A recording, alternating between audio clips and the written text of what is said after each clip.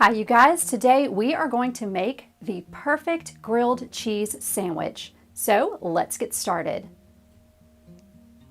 Spread a mixture of half butter and half mayonnaise onto a side of bread. We suggest using white bread or our honey wheat sourdough sandwich bread. Place this bread buttered side down into a skillet over low heat. You're going to top the bread with 1/3 cup of shredded melting cheese. We like cheddar cheese and Swiss cheese. You can use one type or a combination of different types of cheeses if you like. Now you're going to cook this first piece of bread with the cheese with the lid on the skillet for about 2 to 4 minutes.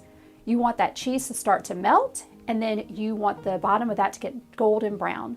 So add the butter and mayo mixture to the other slice of bread and place it on top. Then use a spatula to help gently kind of press that down and make them adhere together and turn it over. And you'll see how nice and golden brown that crust got on the first side. Cook this another 2 to 4 minutes on the second side until the bottom is just as brown and golden. Lift it up with a spatula to check it, and then you can go ahead and serve it.